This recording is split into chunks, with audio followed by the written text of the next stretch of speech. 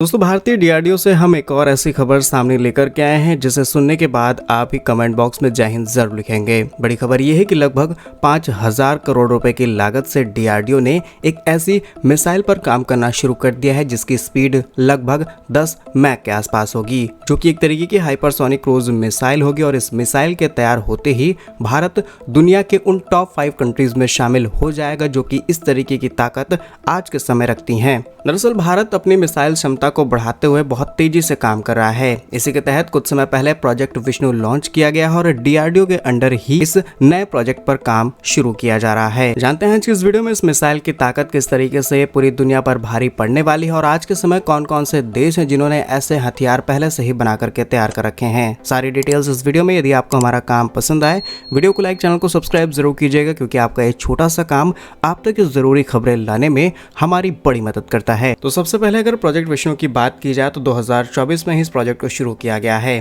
कई important reports या फिर कुछ ही ऑफिशियल रिपोर्ट्स इस पर अवेलेबल हैं जिसमें बताया जाता है कि ये एक ऐसा प्रोजेक्ट है जिसे पब्लिक में बहुत ज्यादा डिस्कस नहीं किया गया। लेकिन रिसेंटली इस प्रोजेक्ट को लेकर के बहुत सारे पब्लिकेशंस सामने आए हैं जिसके बेसिस पर हम आपको ये इन्फॉर्मेशन बता रहे हैं। ऐसा नहीं है कि ये कोई सीक्रेट इन्फॉर्मेशन है जो हम आप तक लेकर के आ रहे हैं। ऑलरेडी ये पब्लिक डोमेन में अवेलेबल है, इसीलिए आप तक ये जानकारी दी जा रही है ना। और इस प्रोजेक्ट का बेसिक उद्देश्य यही है कि इसके अंदर में हमें कुछ स्क्रैमजेट इंजन की टेस्टिंग करनी है और सबसे बड़ी बात कि यहाँ पर एक्सटेंड किया जाएगा trajectory long duration hypersonic cruise missiles का। और इस प्रोजेक्ट को इनिशिएट किया गया था 2024 में। 2025 में इस पर एक्टिवली काम किया गया एंड नाउ 2030 तक इसे कंप्लीटली चालू कर दिया जाएगा। अब बात करते हैं कि इसके अंडर डीआरडीओ किस तरीके की मिसाइल को तैयार कर रहा है। तो यहाँ पर उद्देश्य ये है कि हमें इंडिजिनस हाइपरसोनिक क्रूज मिसाइल को डेवलप करना है जिसकी स्पीड मैक 8 से लेकर के मैक 10 तक रहेगी, यानी कि लगभग 11,000 किलोमीटर के आसपास इसकी रफ्तार रखी जाएगी। और पहले ही हमने आपको बताया था कि इस तरीके की मिसाइल आज दुनिया के कुछ ही गिने चुने देशों के पास मौजूद हैं,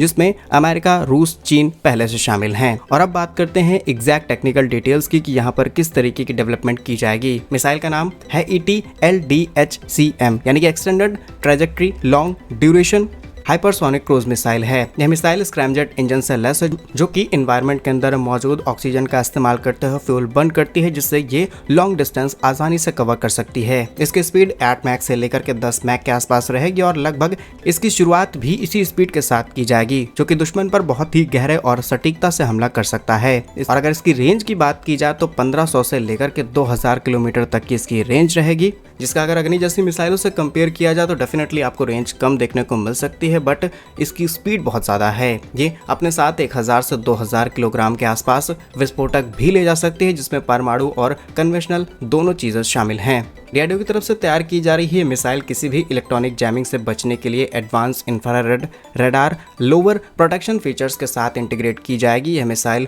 लो ऑल्टीट्यूड फ्लाइट्स भी ऑपरेट कर सकती है और किसी भी ऑपरेशन के दौरान अपनी डायरेक्शन चेंज करके दुश्मन की एयर डिफेंस सिस्टम को आसानी से चकमा दे सकती है। भारत की तरफ से बनाई जा रही ये मिसाइल दुनिया की गिनी चुनी मिसाइलों में शामिल होगी और इसी के साथ ही दक्षिण एशिया और इंडो पैसिफिक के अंदर भारत की ताकत को भी मजबूती से प्रदर्शित करने की कोशिश करेगा। फिलहाल इस मिसाइल का ग्लोबल कंपैरिजन किया जाए तो आज के समय रूस है जिसके पास एवनगार्ड नाम की एक मिसाइल है जिसकी स्पीड 20 से 27 मैक के आसपास है। इसकी रफ्तार 25,000 से 32,000 किलोमीटर की और इसकी रेंज लगभग 6,000 किलोमीटर की है। ये रूस की मिसाइल। उसके बाद चीन के पास मौजूद है DF-41 जिसकी स्पीड 25 मैक और रफ्तार 30,600 किलोमीटर प्रति घंटे की है और इसकी रेंज 12,000 से 15,000 किलोमीटर के आसपास है, यानी कि ये साफ तौर पर इंटरकॉन्टिनेंटल बैलिस्टिक मिसाइल है। उसके बाद अमेरिका की बात की जाए, अमेरिका और यूके दोनों के ही पास ट्राइडेंट सेकंड D5 मिसाइल है जिसकी गति 24 मैक के आसपास है और किलोमीटर्स में बात की जाए तो लगभग 29,645 किलोमीटर की रफ्तार के साथ ही ऑपरेट होती है और रेंज 7,400 किलोमीटर से लेकर के 12,000 किलोमीटर की। और